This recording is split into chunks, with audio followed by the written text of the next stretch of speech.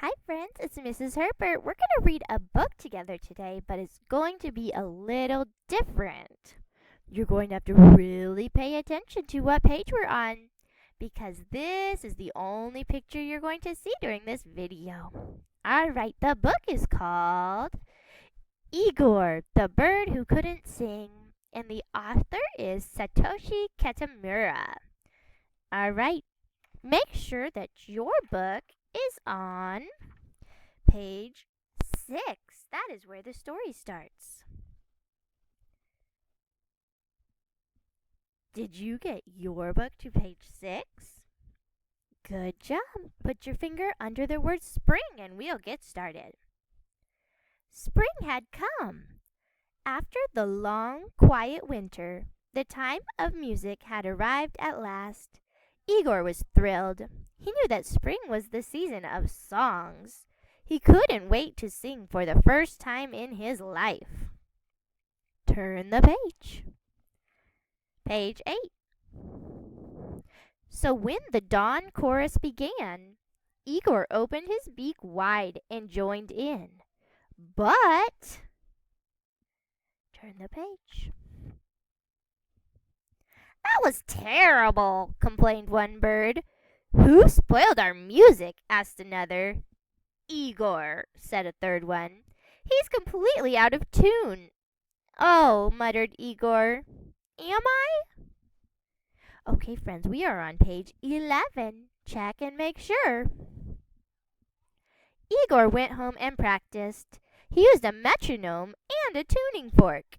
He did scales, arpeggios, and etudes of all sorts. After a week of hard work, Igor thought he had improved a great deal. Turn the page, page 12. So he went back to his friends and sang in front of them. They fell out of the tree laughing. Perhaps I need some good music lessons, thought Igor. He went to see Madame Goose, who was a well-known teacher. No problem, said Madame Goose. Leave it to me. Singing is easy. Anyone can do it. Turn the page. We are on page 14. Now, Mr. Igor, listen first and then sing after me. 1, 2, 3, 1, 2, 3. Keep the beat, Mr. Igor. Not so fast, not so loud. Oh, please, Mr. Igor. Turn the page. Page 16. But after a few lessons, Madame Goose started to sing like Igor. Mr. Igor, she said with a quaver in her voice, I have done all I can. I'm sorry, I have failed. Igor was crestfallen. I have no talent, he thought to himself. I love music, but I am a bird who cannot sing. Oh, how I hate myself. And he decided never to sing again for as long as he lived. Turn the page. Page 18. The problem was that wherever he went, there was always someone singing or enjoying music. That broke Igor's heart and left him envious. Turn the page. Page 20. He wanted to get away from it all, but it did not seem so easy. Turn the page. Page 22. At last, several days later, he came across an empty plane. Igor decided to rest his wings on top of a rock. Turn the page. Page 24.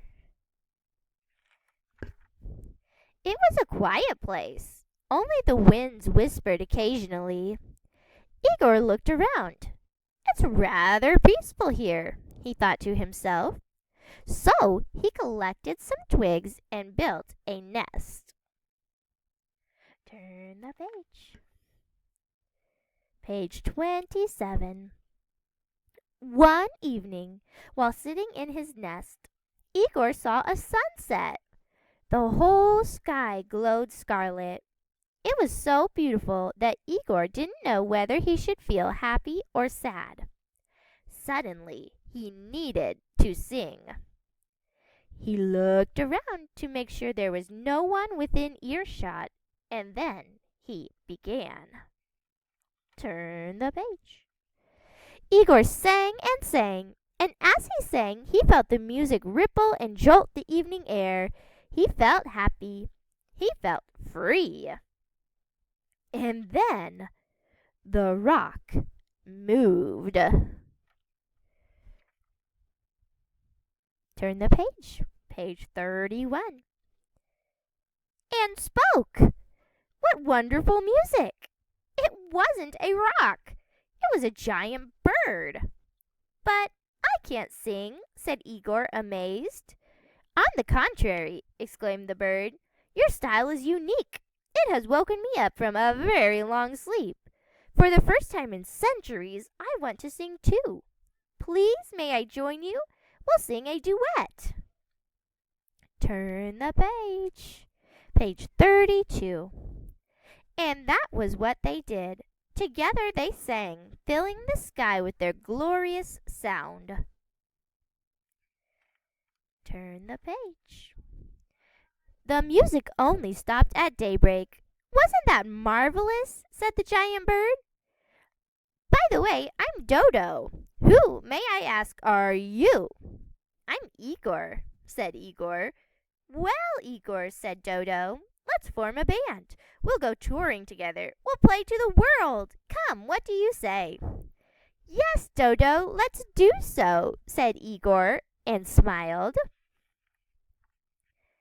And that is the end of the book.